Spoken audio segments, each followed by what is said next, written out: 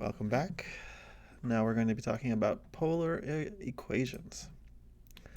Let's get started. Okay, so we're going to look at some weird and wonderful graphs that can easily make using polar coordinates that are hard to make using Cartesian coordinates. All right, so we saw this before. If we write r is equal to some number, that gives the equation of a circle, because it's saying that no matter what the angle is, the radius is going to be 3. So if it's 0 or pi over 2 or pi, all of those values for r are the same. They're equal to 3.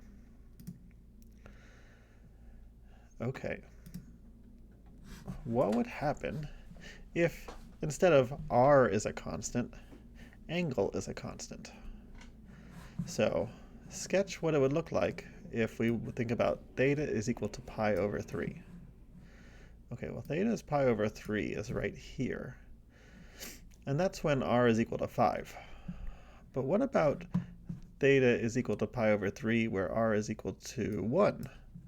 What about when it's equal to 3? What about when it's equal to 7? You can see here that when we have the equation theta is equal to pi over 3, we get the equation of a line.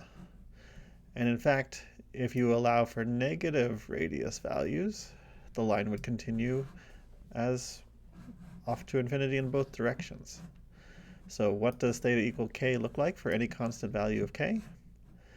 It looks like a line at that particular angle, k.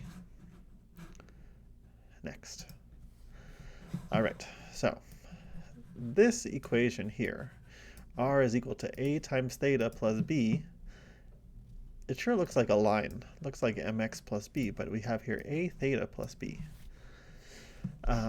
So just like when we're working with equations that we don't know, let's see what happens if we just change these values of a and b.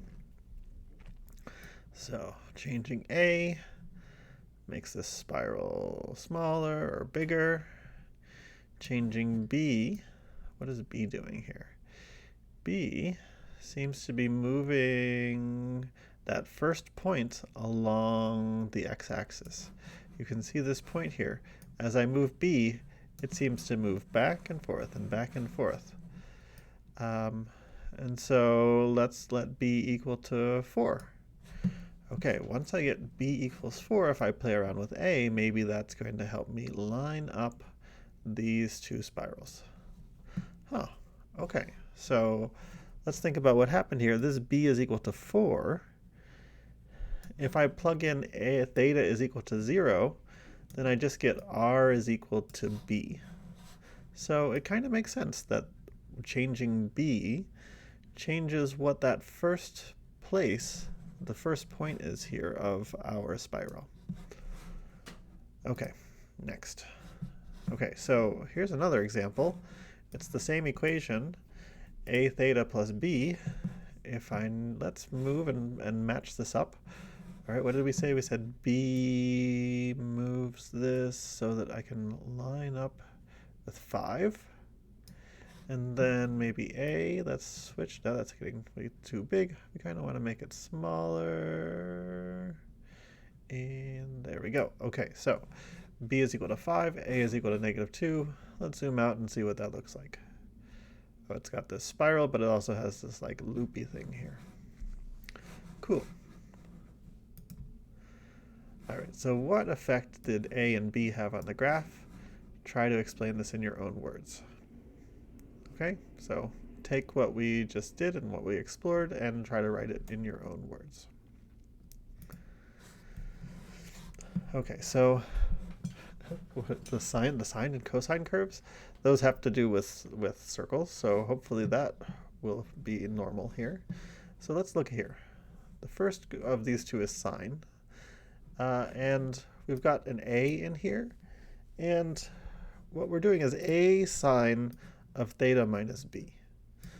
So on the previous examples, the b was outside the parentheses. Here it's inside the parentheses, so it's going to act a little bit differently. What happens if we move the a? Well, it's kind of like in the other example. It's making this object bigger. All right, what happens with a b? Hey, look at that. It's rotating this around the center. So it looks like the a here is rotating things, is making things bigger or smaller. Oh, this one came out the other side when I made it negative. And the b is rotating things around the origin. Here, how about this thing? R is equal to a cosine of theta minus b. So this equation looks very similar. The circle is in a different position. They go around at the same rate there, and this also makes it bigger or smaller. So these look pretty similar, the sine and the cosine here. So in your own words, what does A and what do A and B, what do those effects have on the graph? Okay, so we talked about this A of sine of theta plus B or minus B inside, but what about A sine theta plus B here? Well, we said A makes things get bigger or smaller, although with this B out here, it's actually making things this is making quite the difference in terms of the behavior. I mean, one thing we can remember is that this plus b, when theta is equal to 0, this plus b is going to move the point out further and further. So this b is moving this point out in this direction. And then A seems to be stretching things, except not exactly. So, I wonder exactly what's happening here. Let's explore and try to match this curve. What can we get? All right, so this shape here, this orange shape is called a limaçon. Oh, we're getting close. 4 and 2 maybe? 4 and 2, look at that. Okay, so here is this shape. It's got it's this shape called a limaçon with an inner loop. If we did the cosine one, hey look, it's kind of like what happened with the circle. It kind of depends whether we want to go on the y-axis or on the x-axis to give us those two different shapes. And they kind of behave very similarly. Okay, so these sines and cosines give you multiple different shapes that you can get. So here's another one. This is called a convex limaçon. So let's try to make that happen. This one came out and make this, oops. Oh, this doesn't seem to be the right direction for my shape. So maybe I'll turn on the cosine one and see if I can get the cosine one to work. Let's see. This is going out further, and then A. Oh, let's move A smaller. Oh, this is looking really close. So I'm going to make B equal to 4. A equal to 2, and that lines up. Okay, so this is a convex limaçon. Let's look at another one. Oh, this one's again an up-down one, so I think this is going to be a sine version. So shape number 3 is a dimpled limaçon. You can see here this little bump on here. We can see what happens. This moves up this way. B. Oh, that kind of split into 2. Come down a little bit, make you go in this way, up a little bit, down a little bit. What if A, oh, this is getting close. Okay, so let's see, this one in a little bit, and then this one like that. Okay, so when we have, it looks like when A is smaller than B in a certain ratio, you get this dimple shape on your limaçon. All right, last one. This one is called a cardioid because it's a heart shape. Okay, so let's try to make this. Again, this looks like an up and down shape. So I think it's the sine version instead of the cosine. I want the B to move out to here. So I'm going to make B come out to this, let's see, this far. And then I'm going to try to change A. Change A to make the heart shape. Okay, there we go. So this heart shape comes when B was 4 and A was -4. What if a is positive 4? What shape does that make? Oh, it makes it the other direction, which is a kind of an interesting shape itself. All right, and then another type is called the rose curves, and we might care about how many petals, oops, not petals, in relation to n. Let's try to figure out what this rule is. So A, oh, just like before, A is kind of stretching everything out from the center. N is changing how many petals there are.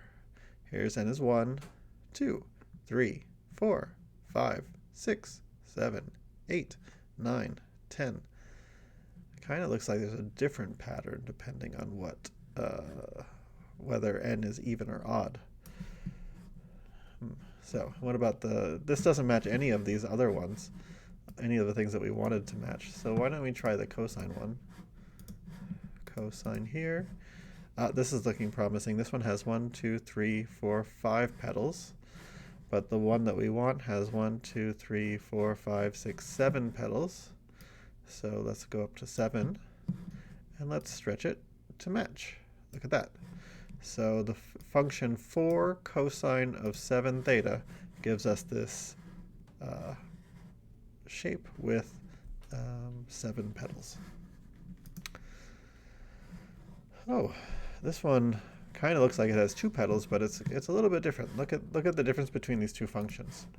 This function was a sine of n theta, and this is the function a square root of sine of n theta. And when n changes to 4, 5, 6, 7, hey, that's actually giving us the right number of petals for how many we expected. And if we go to the cosine one, oh look, the sine one is kind of diagonal, and the cosine one is sideways. So here, I think we keep n as the same, and now we move this down, and then we match. So a is equal to 3, r is equal to 3 cosine 3 square root of cosine of 2 theta. All right, so what is a doing to the equation, and what would you say is the rule for between the number of petals and the n value? Last thing, let's make something ourselves. Just explore a little bit, multiply some things. So remember, r is equal to, and then your equation. What do we say? A times the square root of cosine. So maybe I'm going to do a times sine of theta. So you type in theta to make that, and let's raise it, instead of to the 1/2 power, let's do it to the 1/3 power. And maybe we want n theta, where n is an integer. So let's say we want to start with 1 and go up to 10 with steps of size 1. If we change this, this is giving us, oh, this almost looks like the biohazard sign. And it's giving us a slightly different shape of our thing. Maybe I'll add in a b. Maybe I'll make this theta minus h, and maybe I'll add in a b. And let's see what we get. Oh, look at that. Ooh, this one is rotating, and this one makes things pop in and out. Wow, that's kind of fun. Okay, 3, and what happens here? These two are nested instead. 4, and this one does this kind of globby, blobby stuff. What happens if I push play here? Whoa. Whoa. Whoa. Whoa. Okay, that's enough. All right, so that's it for this one. I will see you in class.